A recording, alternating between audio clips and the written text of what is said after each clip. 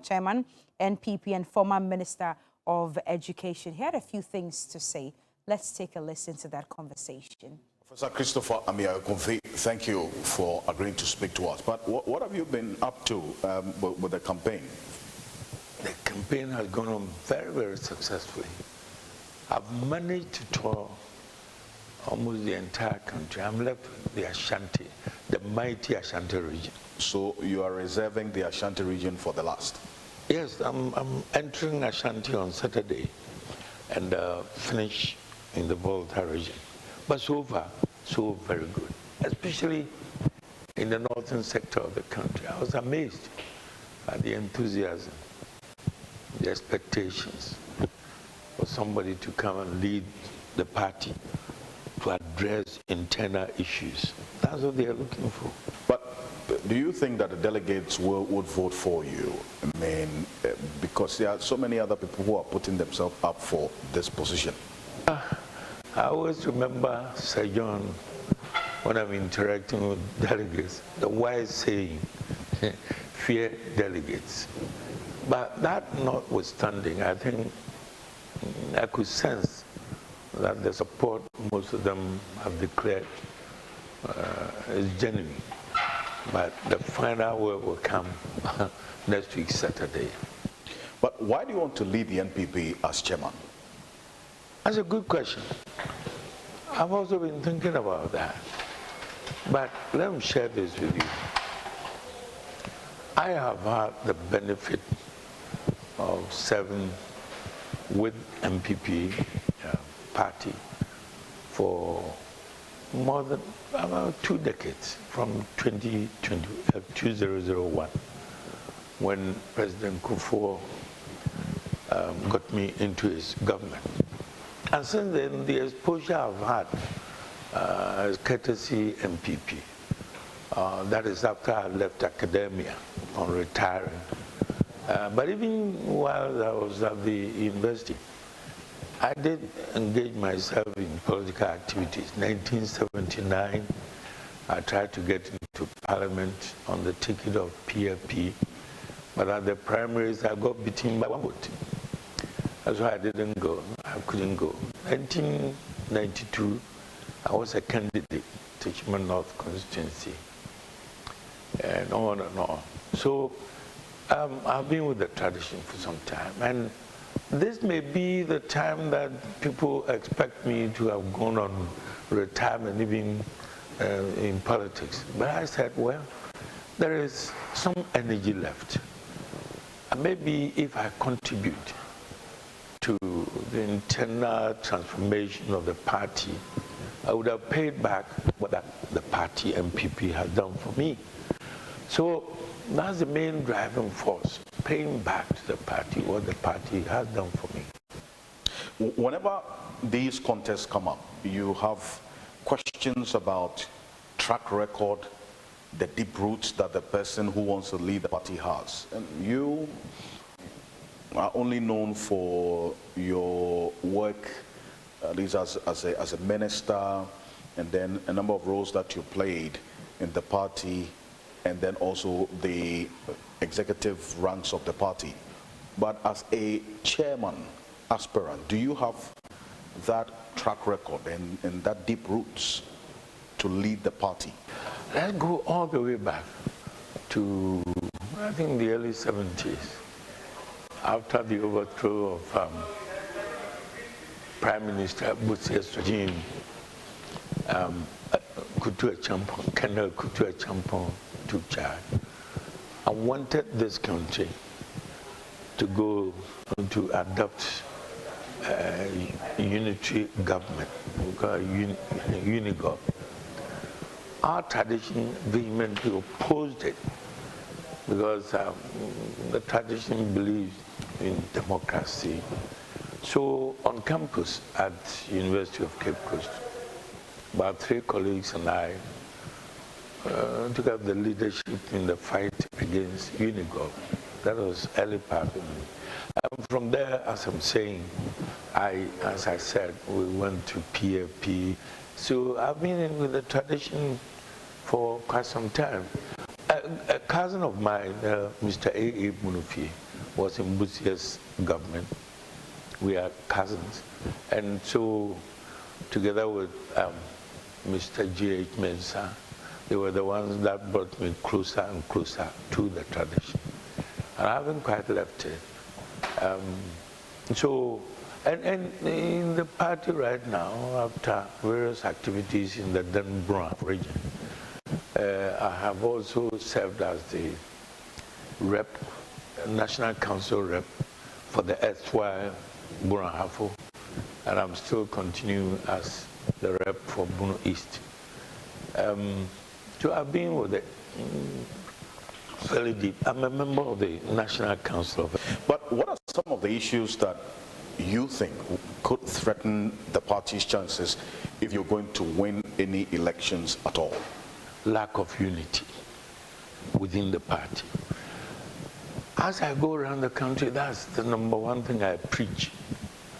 Let us come together after the competitions, the ultimate being the flag bearership competition.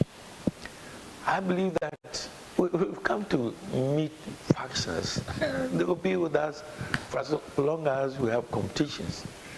But please, please, please, when it's all over, let us remember that we belong to one family. That is the MPP family, whose opponent has regularly been NDC. And that is the group or the party that we're going to fight against. And so if we don't go united, my brother, I won't have any chance. So to me, that's my number one priority. How do we achieve unity after the flag bearership contest? In 1979, UNC PFP, I attempted to go to Parliament on the ticket of PFP, unsuccessful.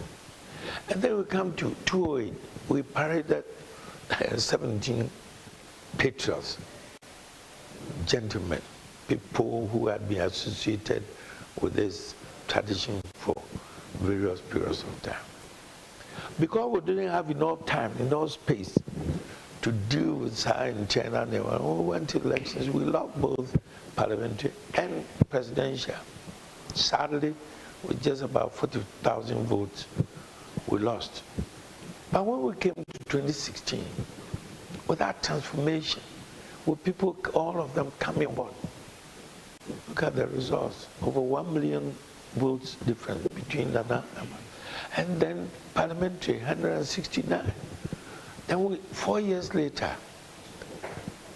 we were faced with a near calamity because of internal wranglings. This time, not the result of presidential primarism, but internal selection mechanisms for putting up candidates. It's interesting you talk about unity because I had a chat with the former President Kufuor, one of your founding members, who raises concerns about the deep-seated factionalism and what he describes as a destructive factionalism that has taken roots within the party, that if that's not checked, is going to spell doom for the party. And you agree with him? He's on point. And you see, I keep telling members that there is little one can do about factionalism. I'm a biologist. Sociologists will tell you that even when we were inside our mother's wombs, we had been factioned. We have families, we have clans. Those are more permanent structures. Ours is not that permanent. Associations with individuals, allegiances change sometimes. But the point is that let us agree to have the factions. Because we have contesting parties, individuals, they are bound to have supporters. So let's accept that. For as long as there is competition, there is going to be factionalism. But the important thing is for us to recognize that if we don't stay together, let's forget about competing with any party, be it NDC or PPP or whatever. That is the worry. I see. So how do you intend to deal with that? I mean, the threat of factionalism, I mean, now that you're seeking to lead the party. Well, you first appeal to the members. Sometimes it works out. But I believe that when it comes to the crux of the matter, we all know the major faction, the major blocks that we have. President Kufuor's line, Nana Addo's line. Fine. These are leaders. One was a former leader, the other is the current leader of the party. And having worked with both quite extensively, President Kufuor for 8 years, Nana Addo, I'm still serving on boards and so on, quite close to him.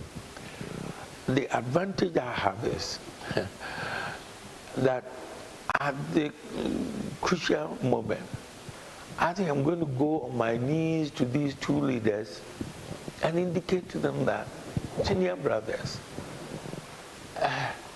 will be in a fix.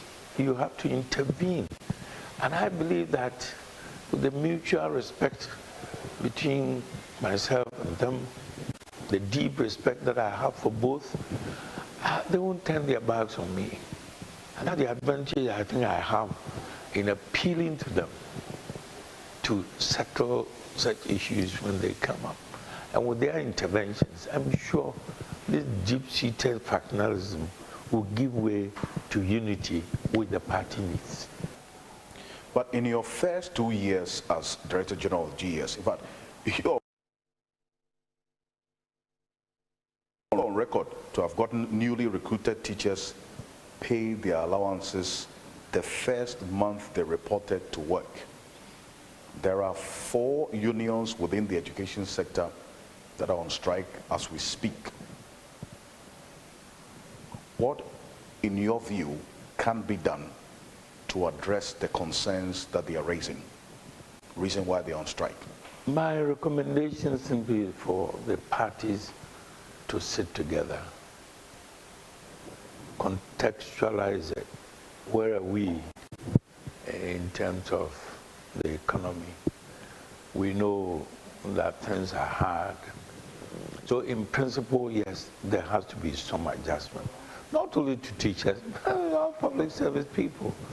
The question is the quantum and maybe the timing. Here we are talking to IMF. We don't know we wouldn't know the outcome yet. So my plea would be if initially something small can be advanced, if that's possible, and then we wait for the details after we've met with the IMF.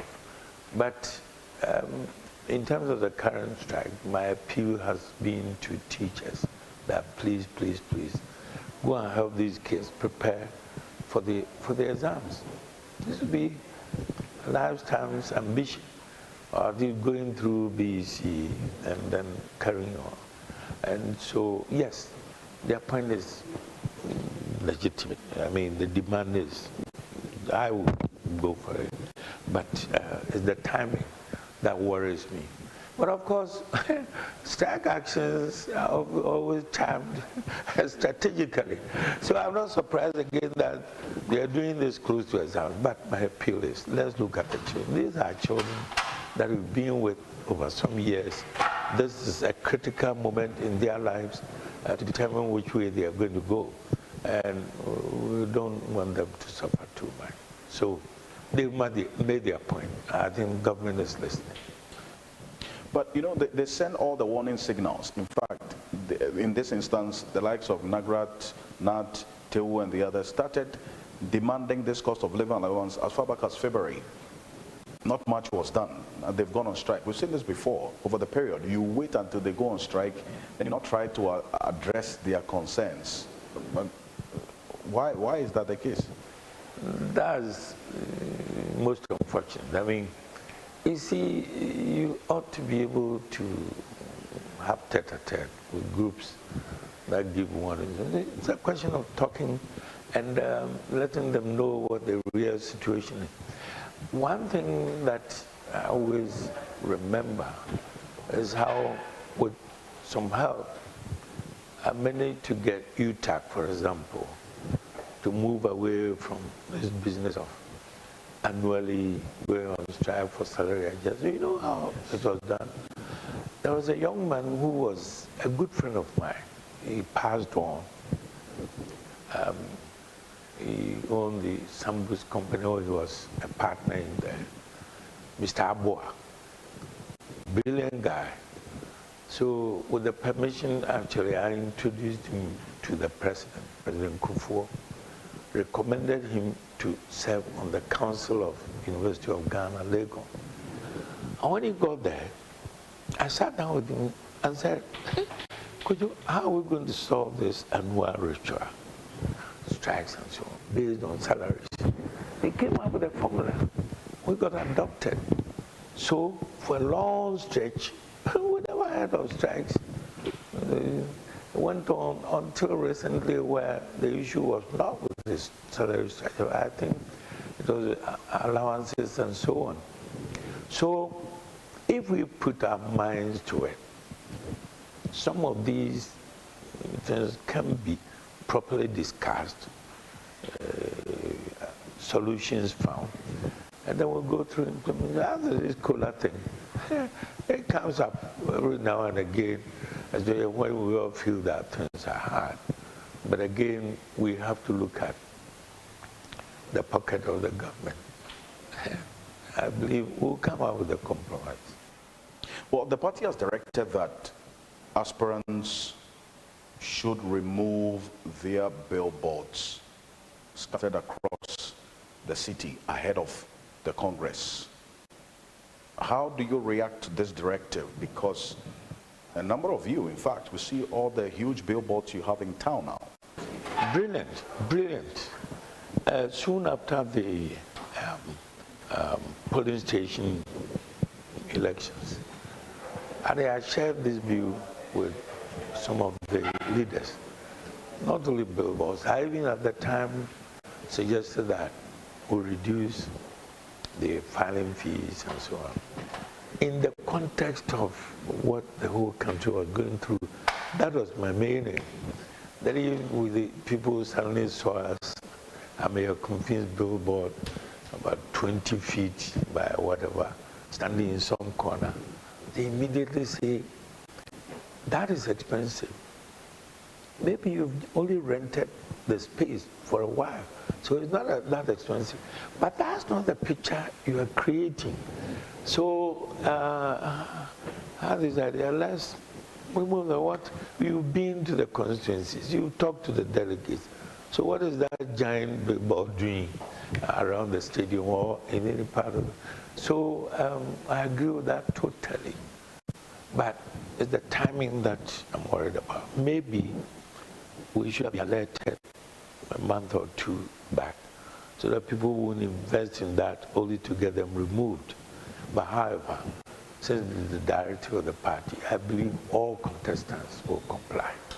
But what sets you apart from the many others who have put themselves up for the chairmanship position?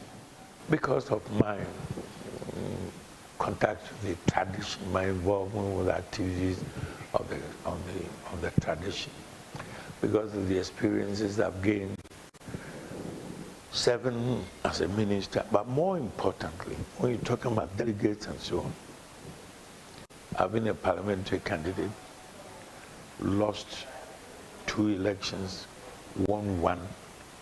So I know how to interact with the delegates. And as I visit them, I get to know the concerns they have deeply.